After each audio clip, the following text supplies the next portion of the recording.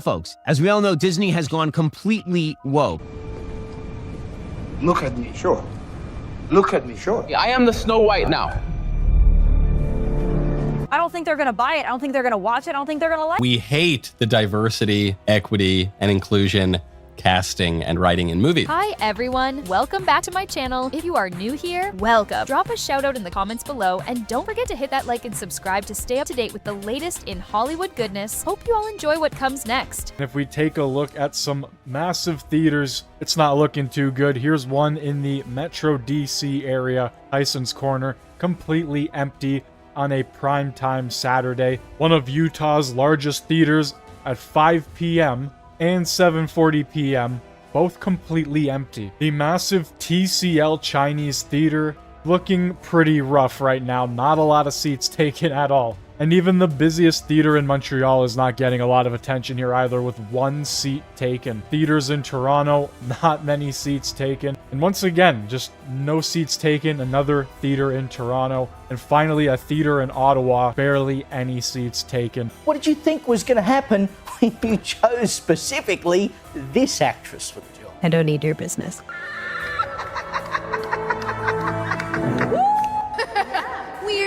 Nothing has brought me greater joy than watching the Walt Disney Company absolutely panic over the last few weeks. About Disney, in which they deconstructed the fact that every Disney movie has now flipped over into just being a woke festival of stupid. If Disney wants to make more woke films that tank at the box office, they are more than welcome to do that, but maybe think of an original idea. Maybe not destroy a classic from my childhood. No one on the right side of America can stand the star of this movie. I did not like Snow White. The reason why is that the actress that plays Snow White, she acts like a bitch all the time. I don't need your business. Once again, the public has said, we hate your woke bull crap. I just feel like she has this this intense hatred for the material that she's working with. She calls it weird.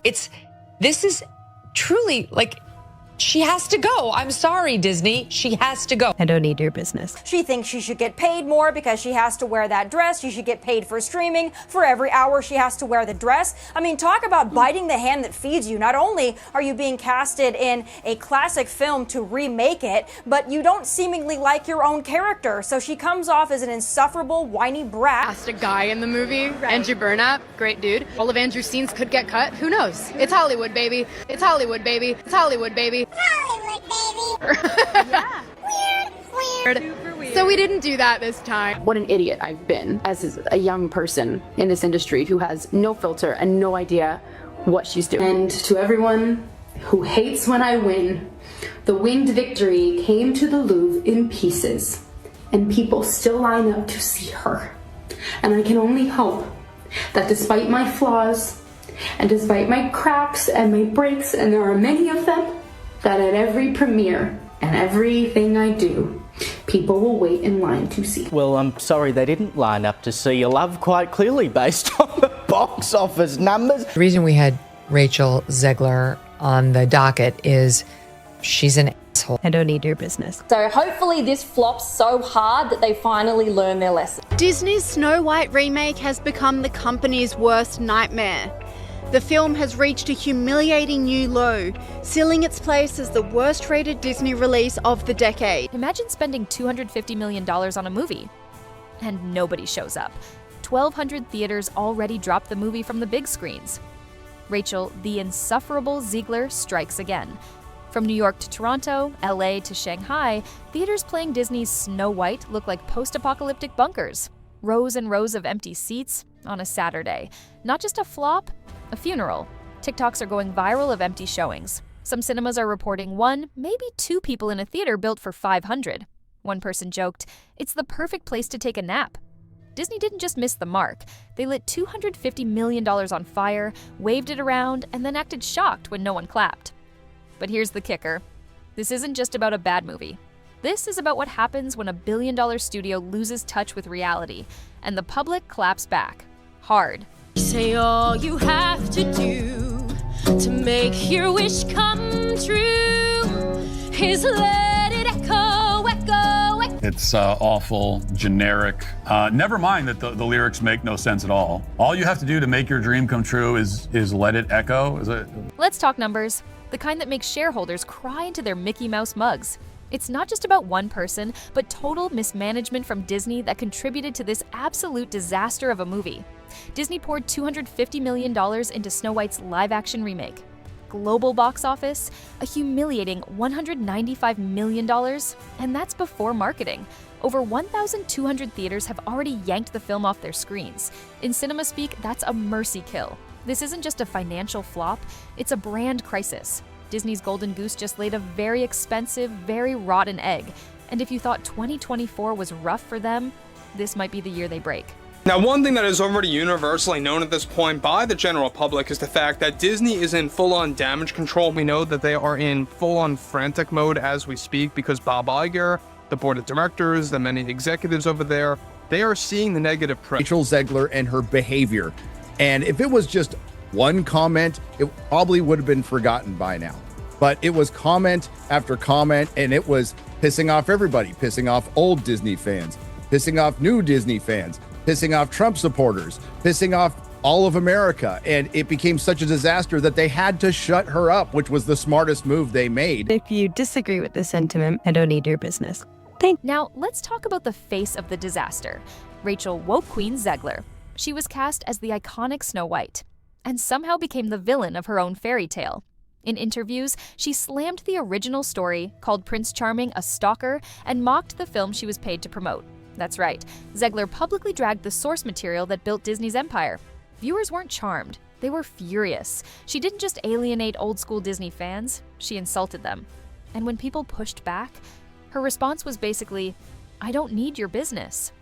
Bold move for someone whose entire job is the business. Don't need your business. Need a prince to save her, and not surrounded by 7 weird people. Oh, okay, just CGI fictional goblins, I guess. You can have female characters that are empowered, that do great things, that are heroines. I mean, that's fantastic. I don't think anybody has an issue with it. But you don't have to disparage men in the process. You don't have to call Prince Charming a stalker. You don't have to say that you could just eliminate him from the whole movie. Well, they could just write a new story. I mean, that's you don't have to take a classic fairy tale that's been loved for generations and destroy it. You can just write a new story about an empowered girl who wants to be a great leader and not call it Snow White. Well, Andrew, woke is a poison apple and Disney have had a big bite of it.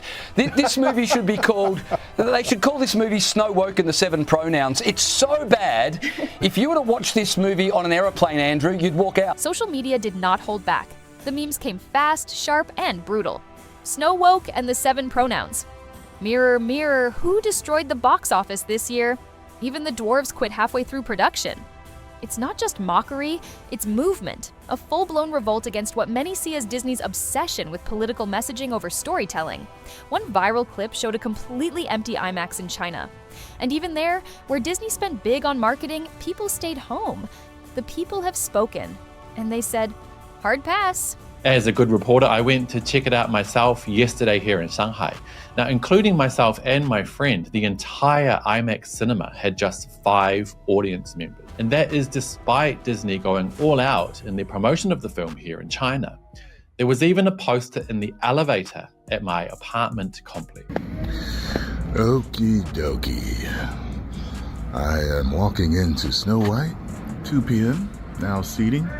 Let's see how empty it is. I hope it's off the woke we go. I hope. Sound like I hear a couple of people.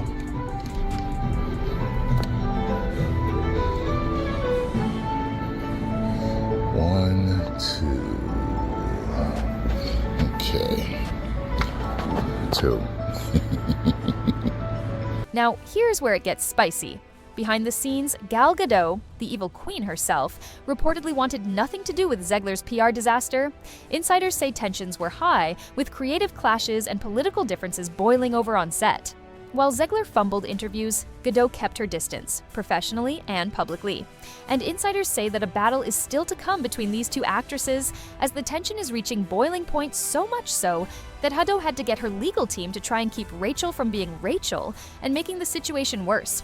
According to reports, Gal refused to defend Rachel or support the narrative. She saw the meltdown coming and bailed before she got scorched too. That's silence, louder than any press statement. So one major aspect about why there's a lot of growing issues between Gal Gadot and Rachel Zegler is that we know that they have a lot of personal problems with each other. We know that there's a lot of politics driven in between there, as well as other personal issues that really rised when it came to creative differences behind the scenes, and also in the public eye, they had a lot of problems. You see how young these women are. You know, like this woman, Rachel Zegler, she looks about 12 years old in that clip, who plays the new Snow White. And it really does seem to me that this is like a 19-year-old's version of feminism, right? You've got to reject men.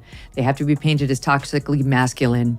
You have to spit on true love. Like that is not a value that is universal, that everyone aspires to, well before they aspire to leadership, right? That it's somehow they're mutually exclusive, by the way. You've got to get rid of the love storyline and focus more on how she wants to be what? CEO of IBM? I mean, like, what's Snow White's plan? She's Snow White. She's like a princess. Okay, whatever. This wasn't just a bad script. It was a political minefield disguised as a fairy tale. Snow White was rewritten as an independent leader who doesn't need love, doesn't want a prince, and doesn't sing about her dreams, just lectures about empowerment. The audience didn't reject the feminism, they rejected the preachiness. Romance wasn't the problem, condescension was. Disney tried to modernize a timeless love story and ended up erasing everything that made it magical in the first place. I came back, the losses were around $4 billion. Critics saying Disney's too woke, but you're just putting out storytelling. We are. Look, I don't really like the term woke because I think it's an umbrella term that I'm not 100% sure I even know what it means. And what about Disney's head honcho, Bob Iger? Well, when asked about the backlash, Iger shrugged and said, "I'm not 100% sure I even know what woke means." Excuse me, what? What does that even mean? This is the CEO of the world's largest entertainment company. You'd expect clarity. Instead, we got confusion, and it shows. It might explain a lot about what is going on at Disney when the CEO is so uninformed as to not know what the hell is happening at his own company. Under Iger's leadership, Disney has leaned hard into social messaging, while bleeding billions in failed projects. And now, he's acting like he doesn't even understand the storm his company is caught in. That's not leadership. That's a red flag. And just when you thought it couldn't get messier, now there are whispers of legal trouble. Some co-producers and distributors are reportedly furious, claiming the film was misrepresented. If you bought into a fairy tale and got a TED Talk on gender politics instead, wouldn't you want a refund? Terms like breach of contract and actual malice are floating around. Nobody's dropped the lawsuit hammer yet, but insiders say the knives are out. And Rachel's off-script PR tour may have sabotaged more than just ticket sales. Disney has canceled one of its upcoming live-action remakes after Snow White flopped. And I bet some fans are going to be pretty disappointed by this news. Disney has pumped the brakes on its live-action remake of Tangled. And that's a pretty big deal because Tangled was in active development. Greatest Showman filmmaker Michael Gracie was going to direct with a script from Jennifer Caton Robinson. But now the project is on pause, and it's unclear if that pause is temporary or permanent. The damage is so bad, Disney is now pulling the plug on other remakes. Tangled was in active development with a big-name director, and now it's officially on ice. Maybe permanently. Why? Because Snow White flopped so hard, the whole remake strategy is under review. Let that sink in. One movie's failure is killing future movies. That's not a ripple. That's a tidal wave. And here's what's even weirder. The media isn't talking about this nearly enough. No massive exposés, no endless think pieces. Just fluff and silence. People are asking, is Disney leaning on its media partners to downplay the disaster? Or is everyone just too embarrassed to admit that a $250 million project became a national punchline? Theories are flying, fans are digging, and YouTubers, we're the ones actually talking about it. So here we are, a $250 million faceplant, a PR nightmare starring an actress who seemingly resents her own character, a studio in panic, a fan base betrayed, and a cultural moment that proved one thing loud and clear. You can't sell nostalgia by mocking it. Disney tried to take a beloved fairy tale, strip out the heart, and stuff it with corporate virtue signals, and they expected audiences to applaud. But magic doesn't work that way, and no amount of CGI can cover up the stench of arrogance. This wasn't just a bad film, it was a message. From the audience to Hollywood, get back to storytelling, or get used to empty theaters. Now, I want to hear from you. Did Disney go too far with this remake? Is Rachel Zegler to blame, or is she just the scapegoat for a studio that lost the plot? Let me know in the comments. And if you're as tired of the Hollywood spin as we are, smash that like button, subscribe, and stay tuned, because we're not done exposing the madness yet. Until next time, keep your fairy tales magical and your studios accountable.